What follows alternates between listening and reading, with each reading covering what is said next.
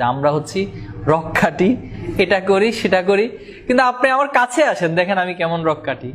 যে রহমাতুল্লিল আলামিন, রহমত শুরু হইতে হবে মানুষের জন্য, যেন আপনাকে দেখে কেউ ভয় না পায়। আপনি কি ভয় পাওয়ার মতো মানুষ না? যখন মক্কা বিজয় হয়েছে, এটাও আপনারা সিরাতে পড়েছেন, তখন আল্লাহ রাসূলুল্লাহ সাল্লাল্লাহু আলাইহি ওয়াসাল্লাম মক্কায় প্রবেশ করতেছেন, প্রতিমধ্যে এক বুড়ির সাথে দেখা হলো, ঠিক না? তো বুড়ির সাথে দেখা হওয়ার পরে বুড়ি কি বললো, তার ব্যাগপত্র নিয়ে কষ্ট করে চলে যাচ্ছেন। জিজ্ঞেস, কোথায় যাচ্ছেন আপনি? বললো যে আজকে মোহাম্মদ নাকি মক্কা জয় করছে এবং সে যাকে যেখানে পাচ্ছে কি করে দিচ্ছে, কতল করে দিচ্ছে। কেন?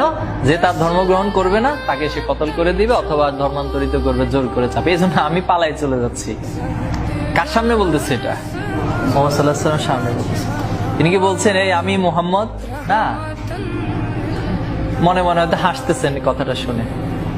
তাহলে আমাদের সম্পর্কে এরকম প্রপাগান্ডা চালায় যে আমরা হচ্ছি রক্ষাটি, এটা করি সেটা করি, কিন্তু আপনি আমার কাছে আসেন, দেখেন আমি কেমন রক্ষাটি, ঠিক না?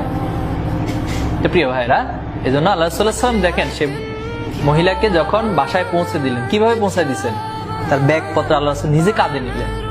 আপনি তো বয়সের ভারে নিতে পারছেন না, আপনার ব্যাগপত্র আমাকে দিন।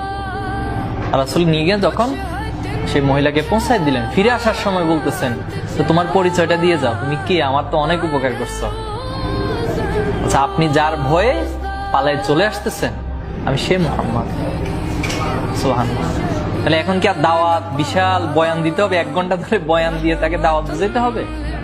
তাহলে এটাই ছিল আল্লাহ রাসূলের রহমত স্বরূপ। কেমন রহমত, এই একটা উদাহরণ থেকে যদি একটু গভীরভাবে বুঝি তাহলে আমাদেরকে সমাজের জন্য কি হইতে হবে ভাই?